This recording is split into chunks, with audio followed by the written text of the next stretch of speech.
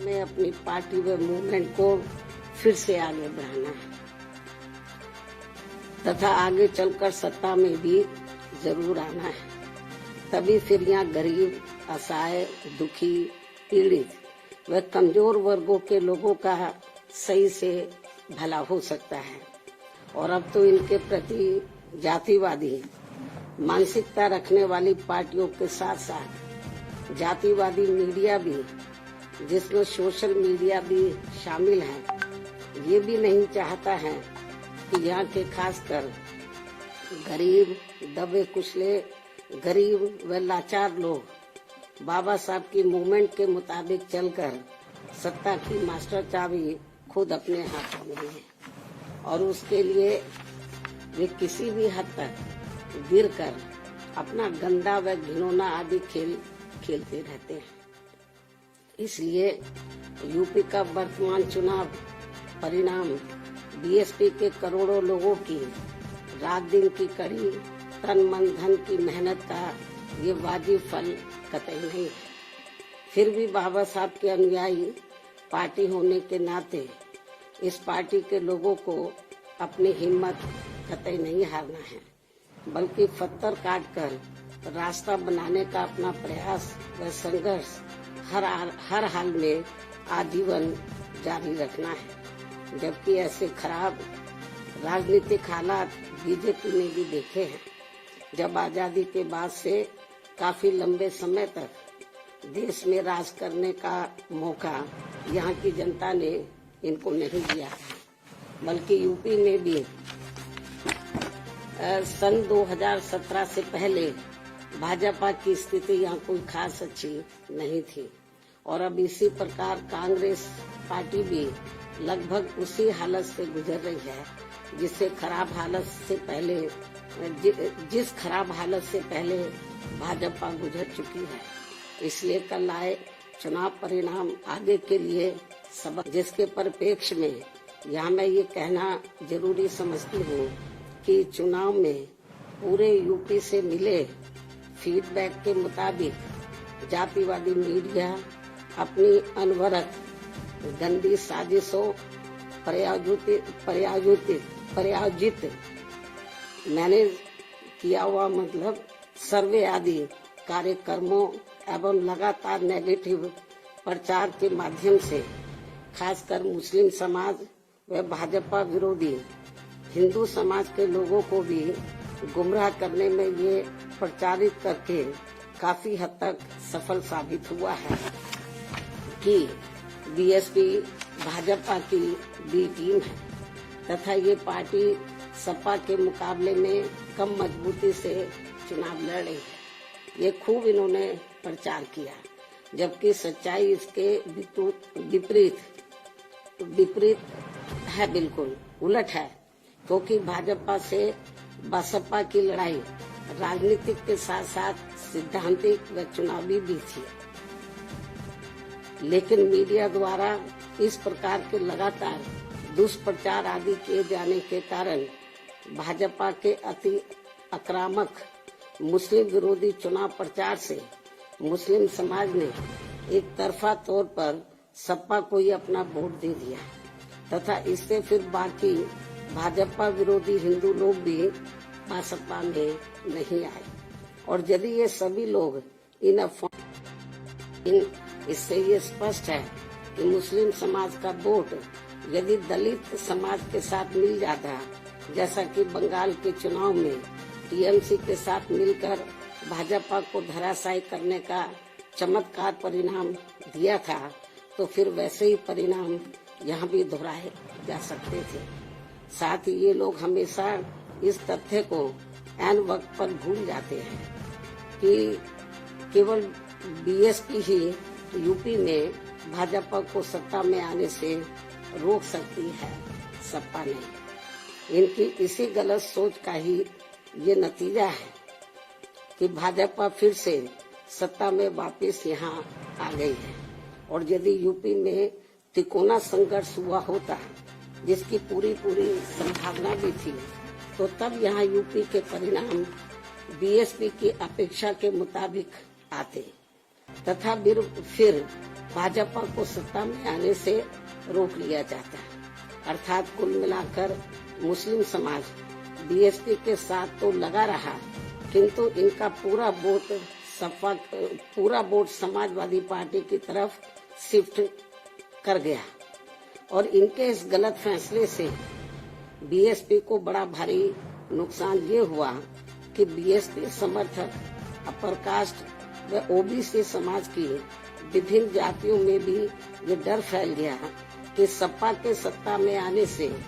दोबारा यहाँ जंगल राज आ जाएगा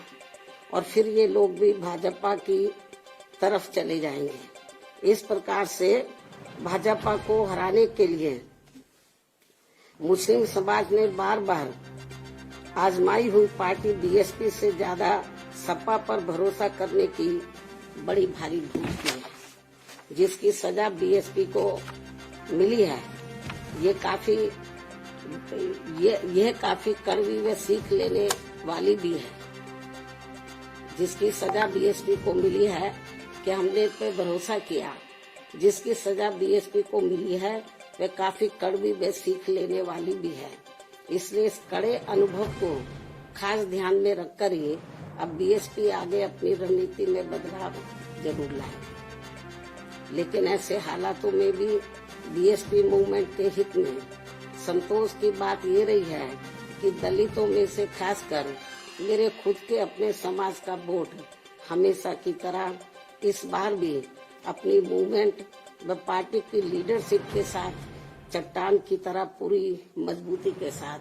खड़ा रहा है। जिन पर मैं कितना भी गर्व महसूस करूं वह कम ही होगा, तथा उनका जितना भी मैं आभार प्रकट करूं वह कम ही होगा। और अब मेरी उन सभी से ये भी अपील है कि उन्हें अपना मनोबल बिल्कुल भी नहीं गिरने देना है, क्योंकि बाबा साहब के अनुयायी कभी भी अपनी हिम्मत नहीं हारते हैं तथा वे अपना संघर्ष लगातार जारी रखते हैं। सफलता फिर एक दिन झक मारकर हमारे कदम जरूर चूमेगी। हमें बाबा साहब के कारवा को न रुकने देना है न झुकने देना है। साथ ही हमें ये भी मानकर चलना चाहिए कि अब बुरा वक्त खत्म होने वाला है, क्योंकि पूरा खून पसीना बहाने के बावजूद भी जो यूपी का इस बार परिणाम आया है तो उससे बुरा और क्या हो सकता है। अर्थात पार्टी के लोगों को निराश व हताश कतई नहीं होना है और अपने स्वाभिमान व मूवमेंट की सफलता के लिए पहले की तरह ही पूरे जी जान से पार्टी के कार्य में लगे रहना है। साथ ही इस बार यूपी में पार्टी की अपेक्षा के मुताबिक नतीजे नहीं आने को लेकर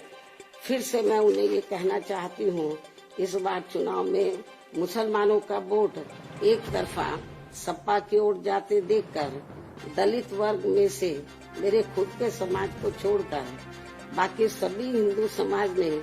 सपा के रहे गुंडा, माफिया, आतंकी व भ्रष्ट राज को याद करके तथा ये सोचकर कि कई हिंदुओं का वोट बंटने से सपा सत्ता में वापस न आ जाए, इसके डर से इन्होंने बीजेपी की नीतियों व कार्यशैली से दुखी व परेशान होते हुए भी अपना एक तरफा वोट बीजेपी को अंदर ट्रांसफर कर दिया, जिसने फिर बीएसपी को सन 1977 में कांग्रेस पार्टी की हुई स्थिति की तरह यहाँ इस चुनाव में लाकर खड़ा कर दिया है। हालांकि इसके बाद फिर अगले हुए चुनाव में कांग्रेस पार्टी पूर्व की तरह यूपी सहित देश के अन्य राज्यों में भी पुनः सत्ता में वापस आ गई थी। कहने का तात्पर्य ये है कि राजनीति में कभी कभी वर्तमान की तरह ऐसे उतार चढ़ाव भी आते हैं जिससे अपनी पार्टी के लोगों को भी दुखी होकर शांत बैठने की बजाय या इधर उधर भटकने की बजाय बल्कि ऐसी बदली हुई परिस्थितियों का भी मुकाबला करने के लिए अपनी वर्तमान रणनीति में परिवर्तन करके आगे बढ़ना होगा। और इसके लिए बाबा साहब के राजनीतिक जीवन संघर्ष व उनकी सोच को भी ध्यान में रखकर अपनी पार्टी के जनाधार को फिर से कैडर के जरिए आगे बढ़ाना है। साथ ही इस मामले में हमें ये भी याद रखकर आगे बढ़ना है कि कांग्रेस ने बाबा साहब को अपने रास्ते का रोड़ा मानकर इनको सीधे चुनाव में कामयाब नहीं होने दिया था, लेकिन उन्होंने इससे भी अपनी हिम्मत नहीं हारी थी और फिर यहाँ जातिवादी व्यवस्था के शिकार हुए लोगों को एकजुट व संगठित होकर उन्हें राजनीति में आगे आने की भी सलाह दी थी, ताकि फिर वे सत्ता के जरिए अपना खुद का विकास व उत्थान आदि कर सके, जैसा कि हमने यूपी में 4 बार करके दिखाया भी है। साथ ही उन्होंने उस समय कांग्रेस जैसे अन्य उन सभी जातिवादी पार्टियों से भी अलग रहने की भी सलाह दी थी, जिनकी जातिवादी सोच में कोई परिवर्तन नहीं आ रहा था। इसलिए इन सब बातों को ध्यान में रखकर अपनी पार्टी के लोगों को फिर से यहाँ अपनी पार्टी व मूवमेंट को आगे बढ़ाना है। इन्हीं जरूरी बातों के साथ ही अब मैं बीएसपी के सभी छोटे बड़े पदाधिकारियों, कार्यकर्ताओं एवं अनुयायियों के साथ साथ सब समाज के उन सभी लोगों का भी हृदय से आभार प्रकट करती हूँ, जिन्होंने बीएसपी को जिताने के लिए यहाँ रात दिन काफी कड़ी मेहनत की है तथा पूरे तन मन धन से भाजपा को हराने के लिए यहाँ लगे रहे हैं। साथ ही उत्तराखंड व पंजाब राज्य के भी पार्टी के अपने सभी छोटे बड़े पदाधिकारियों, कार्यकर्ताओं एवं अनुयायियों का भी मैं पूरे तय दिल से आभार प्रकट करती हूँ, जिन्होंने वहाँ पार्टी को कामयाब बनाने के लिए अपनी पूरी कोशिश की है। हालांकि इन राज्यों में भी हमें उम्मीद के मुताबिक सही सफलता नहीं मिली है, जिसका पार्टी को काफी दुख व चिंता भी है। वहाँ भी हम लोग वर्तमान जो राजनीतिक हालात चल रहे हैं, तो उसको ध्यान में रखकर हम लोग आगे की रणनीति बनाकर अपनी पार्टी और मूवमेंट को आगे बढ़ाएंगे। और अब मैं इन्हीं जरूरी बातों के साथ ही अब मैं अपनी बात यही समाप्त करती हूँ। धन्यवाद। जय हिंद व जय भारत।